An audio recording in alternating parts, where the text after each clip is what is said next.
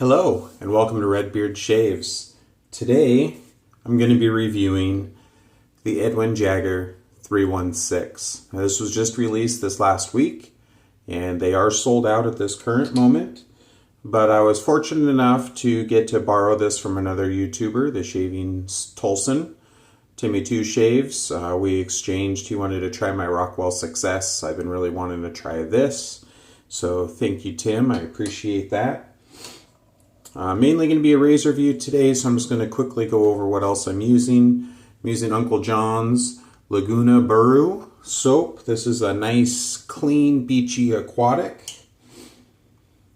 Using my Yaki Professional High Mountain White. You can see that peak floating from this soap. I am going to use the cube today. I'll get into that in just a moment. So this is my fourth or fifth shave with the 316, and I'll be the first one to say that when I saw that Edwin Jagger was coming out with a stainless steel razor, I was so excited. And then when I heard that they were going to be at Big Shaves West, they were literally the first booth that I went to. And I had every intention of buying one that day, but they weren't selling them. They were just showcasing the razors. And when I talked to Gail from Edwin Jagger, there was a lot of mysterious, just kind of like, well, we want the shavers to tell us what they feel like the blade gap is, or the aggression level, or how the razor works. Now they offer a multitude of colors, and then a knurled version. And what I found out is that all of the colored versions have the 316 stainless steel head, but the handle is anodized aluminum. I was a little discouraged by this. Found out that the knurled version is the only stainless steel version in the line.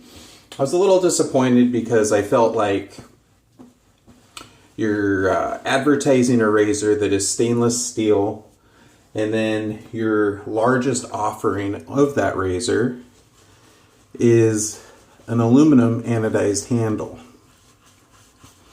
Now, I've shaved with light razors, and I don't mind them. What I do mind about this razor is, since it has a stainless steel head and an anodized aluminum handle, it is unbalanced for my preference. Now you might say, well, Josh, there's got to be a balance point on the razor. And there is. And I'll show you here in just a second. The problem with that balance point is when I'm shaving my head, to meet that balancing point, I have to be so choked up on the razor, it's not comfortable for me to hold. So, and this is my opinion and my preference and kind of how I like my shaves. But it's also a different opinion than what's out there on a lot of the YouTube videos you're going to see on this razor right now.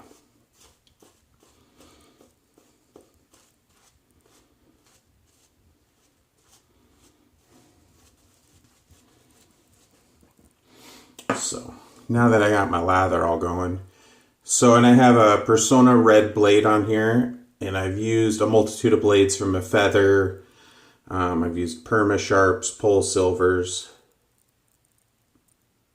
So right there, sorry, I'm a little shaky from caffeine, is the balance point on there.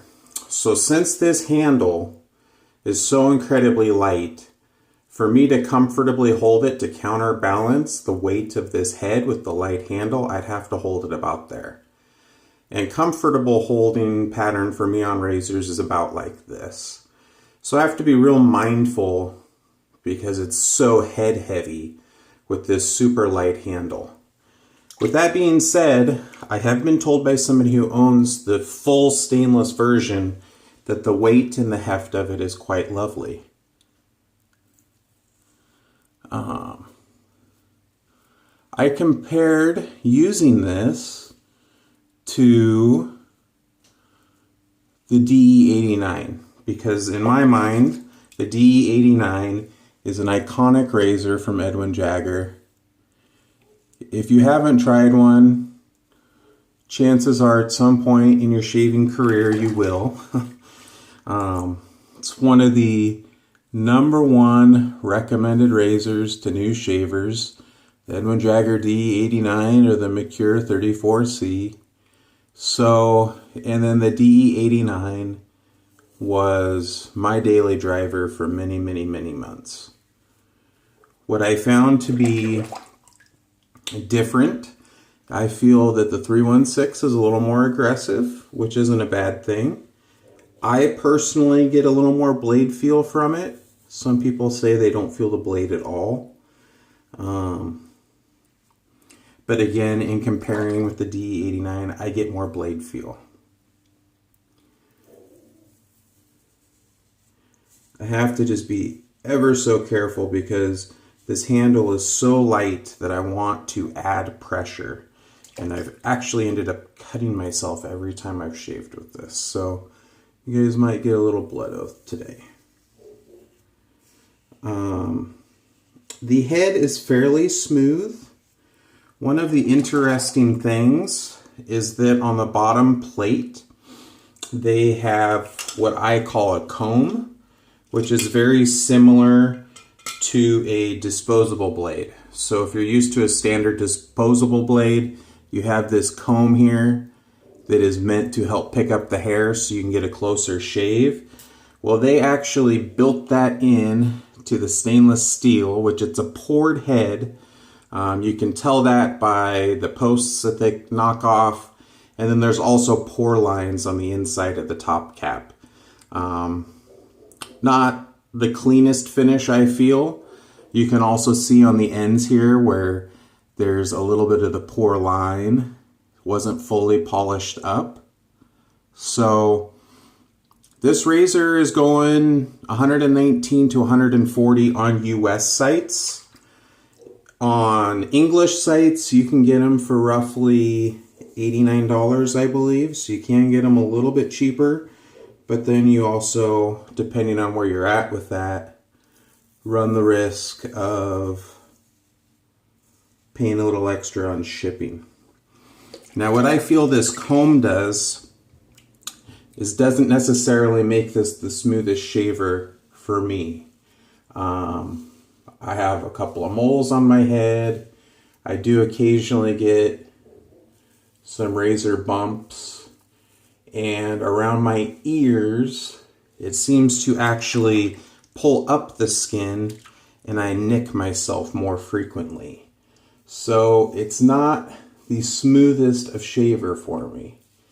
Again, this is my personal opinion. I know, I mean, they've already sold out of their first wave of these razors, and they're going to continue to sell many.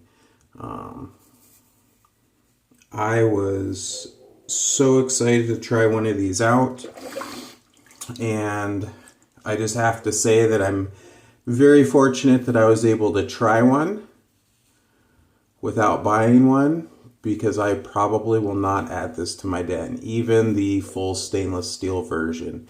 It just isn't a comfortable enough shaver for me. It's so uncomfortable that I'm actually going to only do one pass for you on camera, and then I'm gonna pull apart the cap and kind of show you the inside cap. Now the bottom plate, if you guys have ever checked out Charcoal Goods, they sell beautiful razors, and it seems like Edwin Jagger went with a similar pattern on the bottom plate. This razor has very good tolerances. The blade fits in nice and tight, and I'll show you why here in just a second. So there's my one pass. That's all I'm going to do for you guys on camera. I just cut myself up way too much going against the grain because of that comb. It on my skin with my hair, it just grabs and pulls and I cut myself. So go ahead and pull that blade out. So the head is very well manufactured. It is poured. A lot of stainless steel heads are poured. So that's nothing abnormal. It's not a disadvantage. It's not really an advantage. If you're looking for something strictly CNC, you're going to be paying a lot more money for that. But the head has both the rails and the post holes that fit over the blade. So it does give an extremely secure hold on that blade. Very consistent. One of my things, like I had said before, is you can see right there kind of those pore lines. I feel like when they're doing the polishing and the cleaning up, they can clean these lines up a little bit more for the price point. My personal opinion. But if you are in the market for one of these, if you don't have a problem with weight, pick the color of your liking. If you're wanting something that's a true stainless steel razor that has a little bit of heft, that's what I look for when I'm buying a stainless steel razor, you'll want to get the knurled pattern. This was something I did just see yesterday on Instagram. They were saying anodized aluminum handle, stainless steel knurled handle. That was the first time I had seen in their marketing that they advertised it that way. So they are coming out with that. They are saying now that it's been released a little bit more detail about this. I hope you enjoyed this video. Hope this review helps you guys. And I hope you're having some wonderful shaves. Shave on. Take care.